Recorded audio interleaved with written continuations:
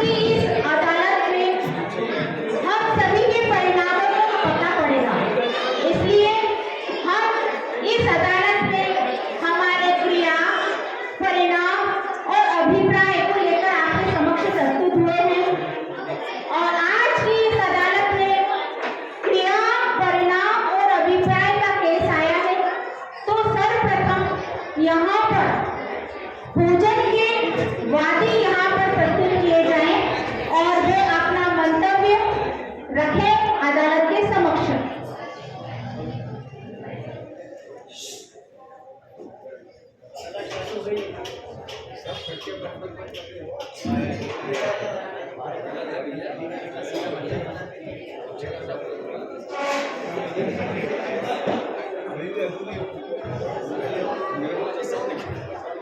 देखिए, ये जज है और मार्किंग हो रही है। जज चिन्माड़ी की अदालत, आप ध्यान से देखिए, चिन्माड़ी की अदालत में नंबरिंग हो रही है, किससे क्या नंबर मिलता है और क्या स्थितियां हैं। आप देखिए, ये जो व्यक्ति आए हैं ये पूजन के लिए आए हैं और ये क्रिया पे विशेष जोर दे रहे हैं। आपको खुद को समझ में आएगा कि काय पे जोर दे रहे हैं और इनके नंबरिंग क्या होते हैं, इसलिए आप बहुत ध्यान से ये नाटक को देखिए। कहाँ से बहुत आवाज आ रही है?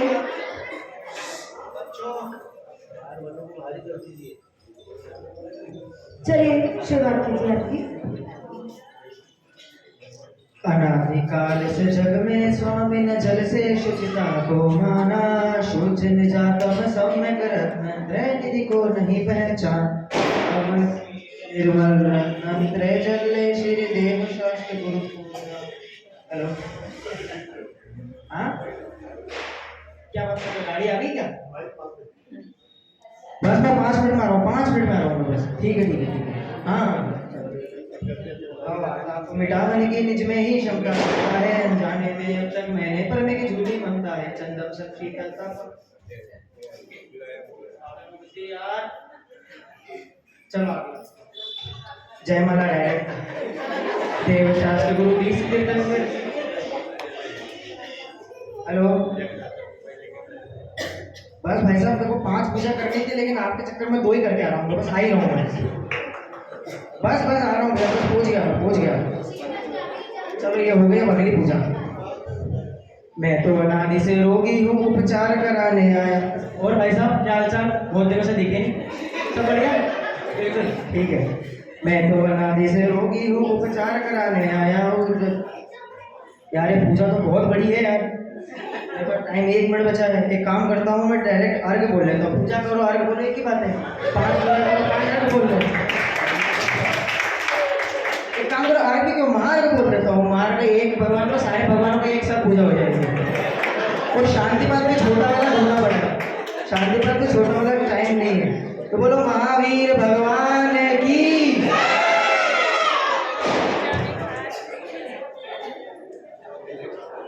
ये क्रिया वाले थे, अब आ रहे हैं परिणाम वाले व्यक्ति।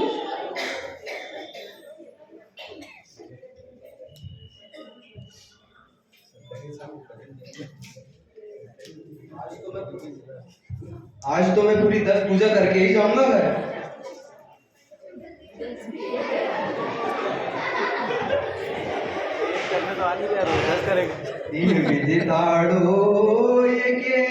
प्रथम पड़े जो अरे से तो देखो, मंदिर के ही द्रव्य उपयोग में ले रहा है, अपने घर से तो कुछ लाता ही नहीं है। सारा धर्म फ्री में ही कर लेगा। जिनेश्वर देव, अरे पंडित जी आ गए क्या? अच्छा, अब तो मैं और झूम कर पूजा करूंगा। यूं तो मैं डेली 10 पूजा करता हूँ। आज महावीर भगवान का निर्माण महोत्सव है। आज तो महावीर भगवान का निर्माण महोत्सव है, आज तो मैं एक पूजा ज्यादा करके जाऊंगा। मुक्ति बधू के कांत तुम, तीन भुवन के नाथ, दिव जग की पीड़ा हरण, भवद दिशोषण। ये क्या हो गया? ये देखो तो 10 बजे चले आ रहे हैं, इनको कोई मतलब ही नहीं पूजा से। यहाँ तो 10 बजे मंदिर आ रहे हैं, सुबह जल्दी आना चाहिए, पक्षाल करनी चाहिए। ये तो वही लोग हैं जो सब चीज रेडीमेड चाहिए, इनको तो बस सारी चीज रेडीमेड करके दे दो। मुझ जैसा पुजारी क्या कोई होगा जो पूरी 10 पूजा करके मंदिर से जा रहा है।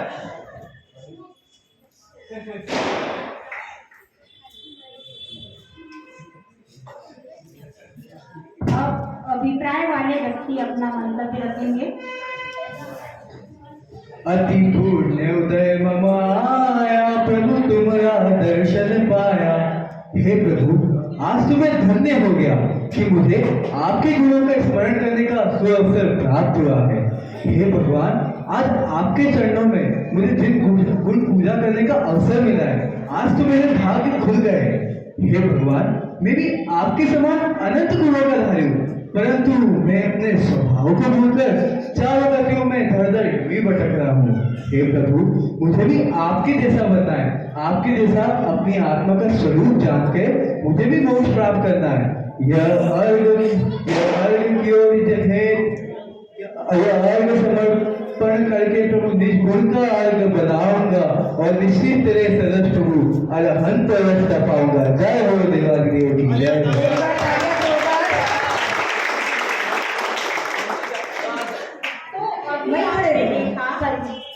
कि ये जो तीनों व्यक्ति आए यहाँ पर, उन्होंने क्रिया की, परिणाम किया और कुछ ने अभिप्राय से भी पूजन की। जो पहले व्यक्ति आए उन्होंने पूजा की क्रिया तो की, लेकिन उन्हें पूजा करते हुए उनके मन में व्यापार और संसारी बसा था। तो पूजा करने के परिणाम होते हुए भी उन्हें पुण्य तो उनके खाते में कुछ भी जमा नहीं हुआ। क्यों नहीं हुआ? कि पूजा करते बातचीत की, असाधना दोष बांधा, तो पाप का ही संचय उन्होंने किया। तो उन्हें इस अदालत से चेतावनी दी जाती है कि अगर उन्हें अपना भला करना है, उन्हें इस संसार से तिरना है, तो समय रहते हुए अपने अभिप्राय को बदले, अपने अभिप्राय को सम्यक करें। जो दूसरे व्यक्ति हैं, उनका अभिप्राय, उनका परिणाम पूजन का तो था, लेकिन साथ ही साथ दूसरों की क्रियाओं पर भी उनका ध्यान था और उन्होंने अपने आप को दूसरों से श्रेष्ठ साबित करने की कोशिश की। इसलिए उन्होंने अभिमान को भी पुष्ट किया। तो पूजन करने के परिणाम से उन्हें थोड़ा अल्प पुण्य तो बंधा, किंतु घूम फिर के तो वो संसार में ही घूमेंगे। अतः उन्हें इस अदालत से समझाई दी जाती है कि अगर आपको अपना निज कल्याण करना है तो अपना अभिप्राय अपने निज गुणों को जानने के लिए कीजिए। और जो तीसरे व्यक्ति थे, उनके परिणाम पूजा के तो थे ही, साथ ही साथ उन्होंने अपने गुणों से भगवान के गुणों का मिलान करने की कोशिश की, अर्थात वे सम्यक दर्शन प्राप्त करना चाहते हैं। उन्हें उत्कृष्ट पुण्य का बंध हुआ और वे परंपरागत मोक्ष की प्राप्ति भी करेंगे। तो उनका यह कार्य अनुकरणीय है। हमें भी इसी तरह अपने निज कल्याण हेतु ही पूजा करना चाहिए।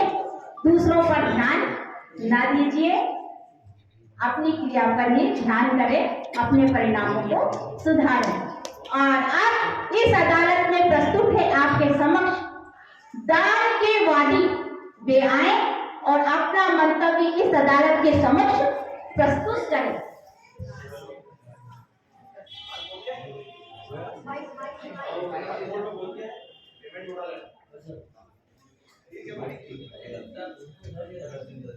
हेलो, आज मैंने समाज को 1 करोड़ का दान देकर बता दिया कि मेरे से बड़ा दानवीर तो कोई है ही नहीं। और ये भाई मेरे सामने बड़ा बड़ा बोली लगा रहे थे। आज के बाद कभी बोली लगाने की हिम्मत नहीं करेंगे। इतनी बोली, मतलब बाप रे बाप। आज के बाद कभी इनकी हिम्मत नहीं होगी मेरे सामने बोली लगाने की। अच्छा नीचा दिखाया। और तो और अपना तो चांदी ही चांदी, अपना तो 2 नंबर का पैसा भी ठिकाने लग गया। और तो और ना तो कोई टैक्स भरने की टेंशन, ना कोई बैंक की टेंशन, अपनी तो चांदी चांदी। अपना तो नाम भी हुआ और समाज में दानवीर गढ़ अलग खेला है।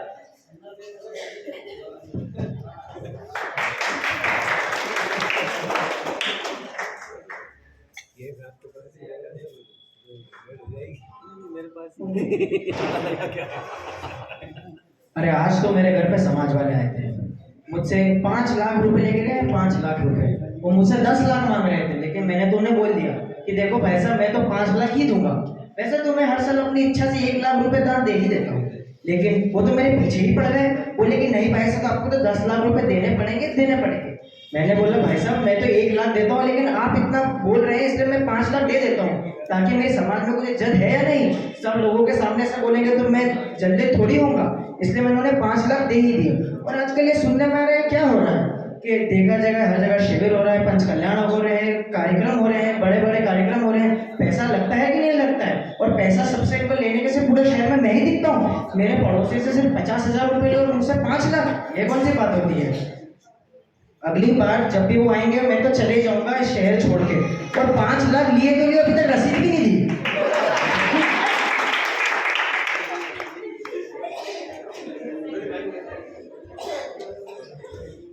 अब अभिप्राय वाले जीव अपना मंतव्य रखेंगे। लोभ मन में लाभ का हर पल प्रबल है, भाल पर लेकिन सजा है लाल टीका। क्या करेंगे आचरण अपना बदल कर, पाप धोने का सरल है जब तरीका। पुण्य भी संग में कमा कर लौट आए, पुण्य भी संग में कमा कर लौट आए। भक्त जन सब गंगा नहा कर लौट आए। निश्चय से तो सच्चा दान अपनी आत्मा में लीन होना और अपनी आत्मा को समझना ही है, और अपनी आत्मा को पहचान कर उसमें लीन हो जाना ही सच्चा दान है। लेकिन व्यवहार से भी हमें दान आदि क्रिया करना ही चाहिए, क्योंकि आज जो भी मेरे पास रुपया पैसा संपत्ति है, वो सब मेरे पूर्व भव के पुण्य के उदय से ही तो मुझे मिली है। इसे तो मुझे दान आदि क्रियाओं में अवश्य ही देना चाहिए। और ये जड़ संपत्ति तो हमें इसी संसार में छोड़ करके जानी ही है, तो फिर इस जड़ संपत्ति का मोह क्यों पालना, लोभ क्यों पालना? हमें तो जितना हो सके उतना अपने स्थिति को देखते हुए दान करना ही चाहिए। और मैं तो अपनी संपत्ति को जितना हो सके उतना चारों प्रकारों के दान में लगाऊंगा। मैं अपनी संपत्ति से निःशुल्क औषधालय खुलवाऊंगा, जिससे गरीबों और बुजुर्गों को अच्छी चिकित्सा मिल सके। साथ ही जो हमारे विद्वान तपस्वी ब्रह्मचारी भाई बहनों को सात्विक और अच्छा भोजन मिले, ऐसी भोजनशाला बनवाऊंगा। और जैन धर्म का प्रचार प्रसार हो सके, इसके लिए पाठशाला बनवाऊंगा और मंदिर का निर्माण कराऊंगा। और अगर इस जड़ संपत्ति का उपयोग जैन धर्म की प्रभावना प्रशंसा में होता है, इससे बढ़िया इस संपत्ति का उपयोग हो भी क्या सकता है? कहा गया है ना कि पूत सपूत तो क्यों धन संचय, पूत सपूत तो क्यों धन संचय। तो देखा आपने, इन तीनों व्यक्तियों ने दान दिया, लेकिन प्रथम व्यक्ति जिसने 1 करोड़ का दान दिया, अगर हम उनकी बात करें तो उन्होंने तो बेईमानी के पैसे से दान दिया। दान तो दिया, लेकिन बेईमानी के पैसे से दान दिया, और अपनी चारों ही कषाय को उन्होंने पुष्ट किया। तो उन्हें कोई पुण्य के खाते में उनके जीवन अंक जाता है? उन्हें अपितु पुण्य की जगह पाप का ही संचय किया है उन्होंने। तो उन्हें इस अदालत से चेतावनी दी जाती है कि अगर आपको दान देना है तो भाव से दान कीजिए, भले ही वो थोड़ा हो, किसी को नीचा दिखाने के परिणाम ना हो। अपने और पर के अनुग्रह के लिए दान दो, वो दान आपका इस भव समुद्र से आपको रोकने के लिए और लिखा, आपका संसार चक्र तो चालू ही है। दूसरे व्यक्ति ने भी दान दिया, इनकी भावना उत्कृष्ट थी। 1 लाख का दान प्रति वर्ष देते हैं और देना भी चाहते थे, किंतु कुछ समाज वालों ने इनके परिणामों को खराब कर दिया। समाज वालों ने नहीं किया है, अभी तो इन्होंने आत्मरोध परिणाम करके जो इनका 1 लाख का पुण्य बंधा था उसको भी संक्रमण करके इन्होंने जो इनको बहुत ऊंचा स्वर्ग मिलने वाला था तो अल्प स्वर्ग की आयु इन्होंने बांधी। इन्हें तो समझाई दी जाती है कि आपने दान दिया, आप अपनी शक्ति के अनुसार ही दान दीजिए और अपना भोग समुद्र तारिए।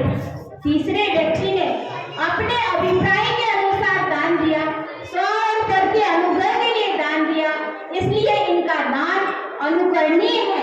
हमें भी इसी प्रकार का दान करना चाहिए। इन्हें उत्कृष्ट पुण्य की प्राप्ति हुई है तो हम सभी को इस तरह का अनुग्रह करना चाहिए। अब इस अदालत में आपके सामने प्रस्तुत है तीर्थ यात्री, वे अपना मंतव्य यहाँ रखेंगे। आइए साहब।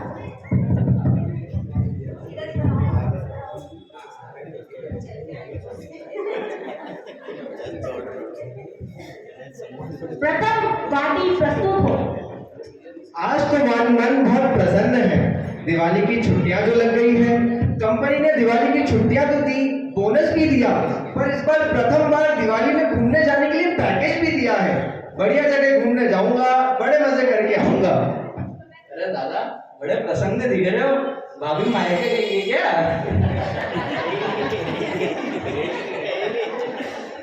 भाभी तो मायके नहीं गई है, और भाभी ने ना घूमने जाने की रट लगा रखी है। और जब से किटी पार्टियां चालू हो गई है ना भाई, तब से क्या बताएं, परेशान करके रख दिया। औरतें पागल हो गई हैं, बार बार घूमने जाना है, ये करना है, वो करना है।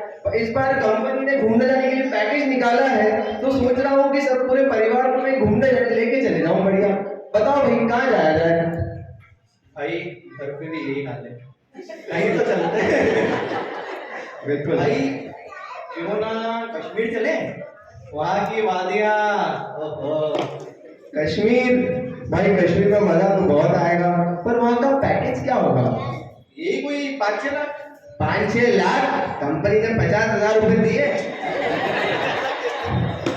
अरे भाई क्यों ना पास वाले गांव में खेती देखी है फिर।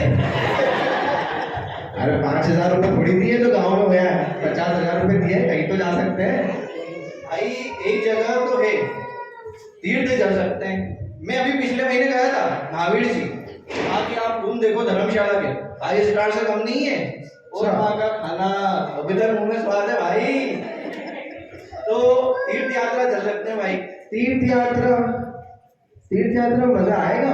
अरे भाई दान का दान भी होगा, इक्यावन कटक आएंगे। अरे भाई अब कोई ऑप्शन तो दिख नहीं रहा है, चलो तीर्थ यात्रा ही होके आते हैं। पर महावीर जी तो तुम हुआ है, कहीं और चलते हैं, बताओ कहाँ चले? सब में शिखर से चले भाई, वहां पर पहाड़ पे वादियां, व्यू भाई, मजे ही मजे। और तो वहां की रूम भी आप देखो 500 में बहुत बढ़िया बढ़िया है। और वहां तो अपन रसीद भी कटा के आएंगे 2100 की। बैंक ऑफिस दे रहा है अपना। तुम ऐसा कह ही रहे हो तो आज ही मैं कंपनी में बोल देता हूँ कि शिखर जी की सबकी टिकट करवा दें। बढ़िया तीर्थ की तीर्थ हो जाएगा और घूमना का घूमना हो जाएगा, मजा आएगा भाई। चलो बिल्कुल चलते हैं भाई। चलो। दूसरे वादी अपना मंतव्य रखेंगे।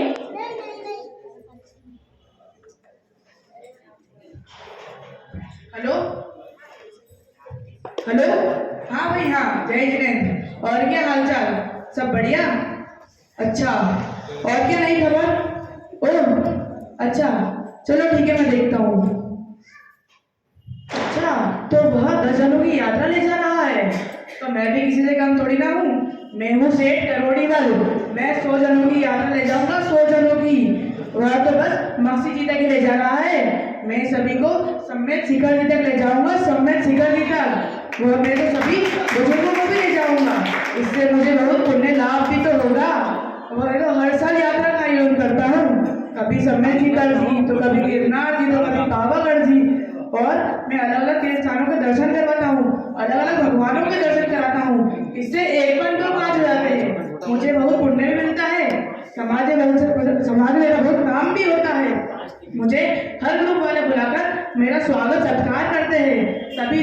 मेरी माला फेरते हैं। मैं लोगों को 5 स्टार होटलों में ठहराता हूँ, ना खाने का किराया, ना आने जाने का किराया, ना वहाँ पर रहने का किराया, सब फ्री, सब मेरी तरफ से। मेरी यात्रा हर बार भव्य होती है और इस बार भी भव्य होगी, क्योंकि उज्जैन में मेरे जितना बड़ा यात्रा का संपत्ति कोई है भी नहीं।